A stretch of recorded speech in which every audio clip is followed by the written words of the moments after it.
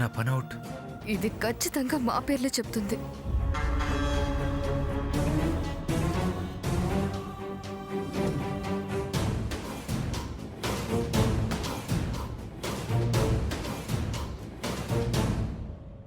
లేదు daddy, mummy అమ్మమ్మ ఎవరూ ఏమనలేదు.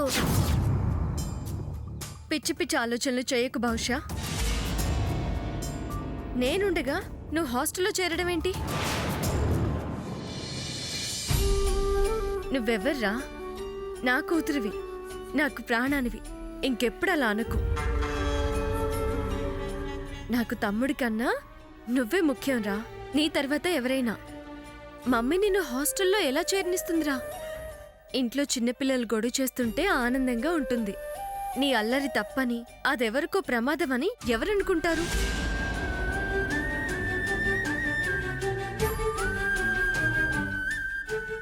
అమ్మమ్మకి నువ్వంటే ప్రేముందిరా. పెద్దది కాబట్టి ఒక మాట అనొచ్చు. కానీ నిన్ను నన్ను దూరం చేయాలని ఎందుకు చూస్తుందిరా? బహుశా నువ్వు హాస్టల్లో ఉంటే నేను ఇంట్లో ఉండగలనా బంగారం?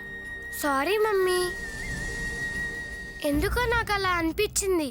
పిచ్చిదానా, ఎందుకలా ఫీల్ అయ్యావు? నా కూతురివిరా. నిన్ను హాస్టల్లో ఎందుకు ఉంచుతానమ్మా? అది అలా అనగానే నాకు చాలా బాధ అనిపించింది. మీరేమన్నా అన్నారేమోనని చాలా ఫీల్ అయ్యాను. తప్పమ్మా, ఇంకెప్పుడు అలా ఫీల్ అవ్వద్దు, సరేనా? సరే మమ్మీ. కాసేపట్లో ఎంత భయపెట్టావమ్మా. రారా భవిష్య, నిన్ను నా దగ్గర పడుకోబెట్టుకుంటాను. వద్దులేమ్మా, నా దగ్గర పడుకుంటుంది. రా బహుశా.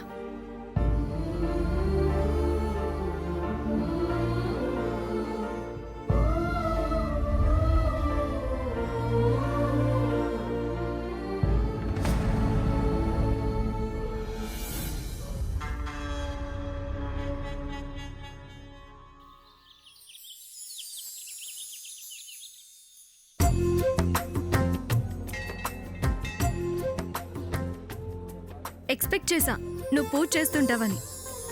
Many many happy wedding day wishes. వివాహ దినోత్సవ శుభాకాంక్షలు దీప్తి. థ్యాంక్ యూ వదినా. దీప్తి, మీ మ్యారేజ్ డే స్పెషల్ ఏంటి? ప్రోగ్రామ్ ఏంటి? స్పెషల్స్ నువ్వే చెప్పాలి వదినా. పైగా నువ్వు ఒట్టి మనిషి కూడా కాదు. ఇంకా ప్రోగ్రామ్స్ అంటూ ఏమీ లేవు. అదేంటి? మ్యారేజ్ డే ప్రోగ్రామ్ లేకపోతే ఎలా? చంటూని తీసుకుని ఎక్కడికి వెళ్తావు వదినా? వాణ్ణి చూసుకోవడానికి మేము లేమా? ప్రోగ్రామ్ మానుకుంటే ఎలా? అలా ఇద్దరు బయటకు కూడా వెళ్ళకపోతే ఏం బాగుంటుంది?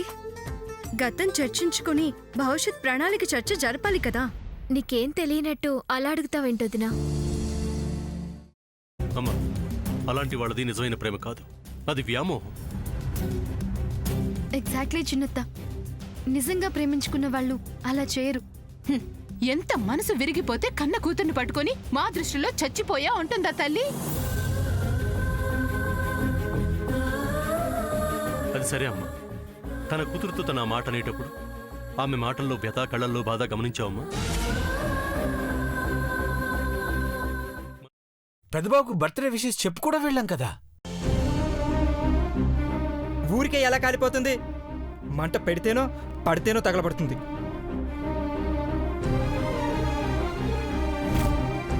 కరెక్ట్ చిన్నబాబు, నీకొచ్చినట్టే నాకు డౌట్ వచ్చింది.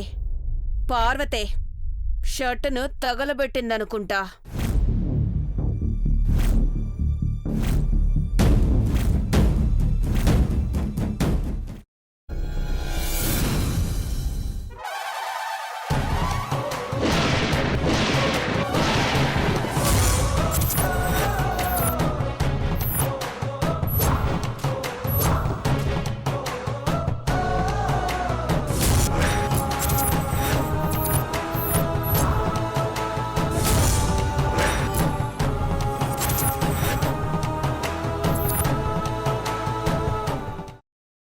తర్వాత పొట్టు తీసేసి చాప్ చేసి పక్కన పెట్టుకోవాలి.